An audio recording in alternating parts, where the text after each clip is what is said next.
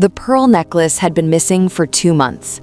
Not just any pearl necklace, a triple-strand South Sea pearl choker that had belonged to my grandmother, passed to my mother on her wedding day, and placed around my neck by my father on the morning of my own wedding 17 years ago.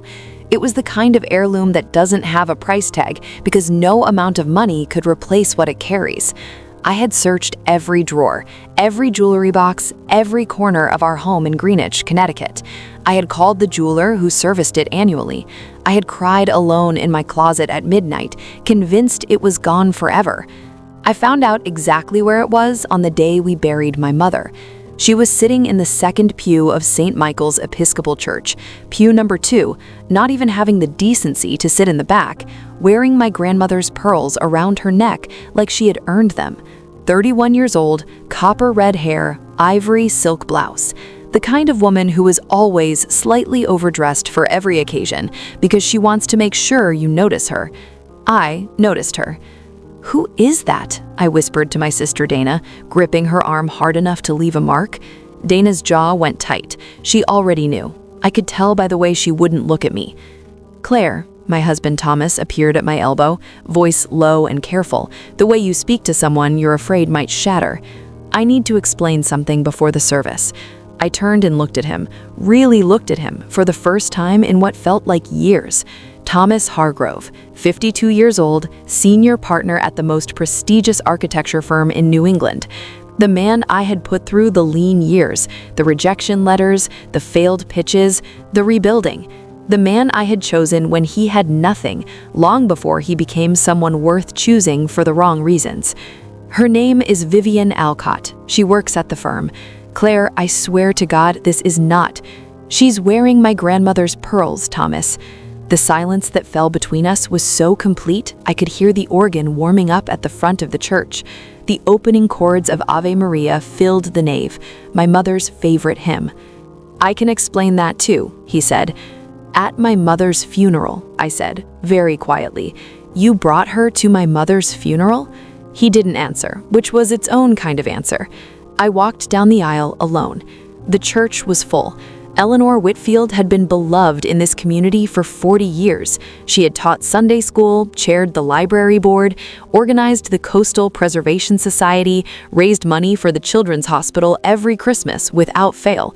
Half of Greenwich had come to say goodbye to her, and somewhere in that crowd of mourners sat the woman sleeping with my husband, wearing jewelry that had been in my family for 3 generations. I took my seat in the front pew beside my daughter Sophie, who was 16 and had no idea her world was in the process of being quietly demolished. I held her hand throughout the service and stared straight ahead and listened to people describe my mother's grace, her generosity, her unwavering devotion to the people she loved. My mother had not liked Thomas Hargrove, for reasons she had never fully explained to me. "He loves what you represent," she told me once, years ago, when I'd pushed her on it. "I'm not sure he loves you. There's a difference, Claire, and I hope you never have to learn it the hard way." I had dismissed it as a mother's protective instinct. Now I sat in her church on the day of her funeral and understood that she had been seeing clearly all along. After the burial, the family gathered at my parents' house.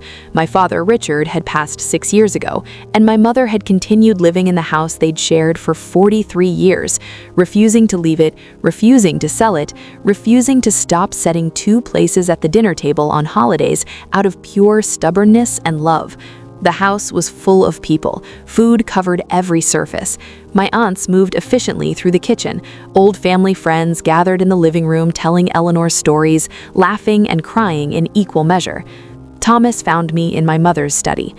"Claire, please, just let me talk." "Where did you get the necklace, Thomas?" He had the grace to look ashamed, at least. "You hadn't worn it in years. It was just sitting in your jewelry box. Vivian admired it when she saw a photograph, and I thought you wouldn't notice. You gave a stranger my grandmother's pearls." I wasn't thinking clearly. "How long?" He hesitated. "How long, Thomas?" 2 years, he said. A little over. 2 years. I did the math involuntarily, the way you always do. Sophie's 14th birthday trip to Italy, our anniversary in Nantucket, the weekend he said he was in Chicago for a conference and sent me a photo of Lake Michigan so I wouldn't worry. 2 years of architecture. I want a divorce, I said. The words came out with no emotion, which frightened me more than tears would have. I want you out of the house by Monday, and I want my grandmother's necklace back before you leave this room. Claire, we have a daughter. Yes, we do. I'm aware. Are you? He left the study without another word. 15 minutes later, my Aunt Patricia found me still standing in the same spot and pressed something cold into my hand, the pearls. Vivian left, quickly, the way people leave when they've finally understood something. I closed my fingers around the necklace. 3 generations of women in my family, every one of them had survived something. I was starting to understand that this was not a coincidence. My mother's attorney called 3 days after the funeral. His name was Gerald Foss, and he had handled my parents' affairs for 30 years. He was 71, wore the same style of horn-rimmed glasses he'd worn since 1987, and had a voice like a leather-bound book, authoritative and slightly dusty and completely unflappable. Your mother made several amendments to her estate documents in the past 4 months, Gerald told me across his mahogany desk. She was quite specific about the timing of this meeting. 4 months ago, I said. That was after her diagnosis. Yes, she said, and I'm quoting directly here because she made me write it down. Gerald, I want to make sure my daughter is protected because I suspect she is about to need protecting and won't see it coming. I stared at him. Your mother was a perceptive woman, Gerald said.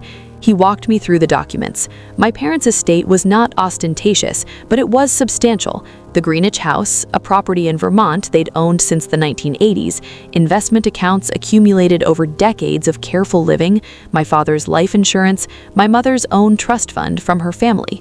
Every asset had been restructured in the past 4 months. The Greenwich House was now held in a trust, my name only, legally insulated from marital property claims under Connecticut law. The Vermont property, which I had forgotten we even owned, a farmhouse my parents had bought before I was born and rarely mentioned, had been transferred to my name outright. The investment accounts had been reorganized into a family trust for Sophie's benefit, with me as trustee and sole beneficiary after her. And there was a life insurance policy I had not known existed. My mother had taken it out 32 years ago, shortly after I was born, and had been quietly paying the premiums ever since. The beneficiary had always been me. Thomas's name appeared nowhere in any document. She did all of this herself? I asked. She called me the week after her diagnosis. She said she had a feeling about certain things and wanted to act quickly. She was very calm about it, very focused. He paused. She mentioned your husband specifically.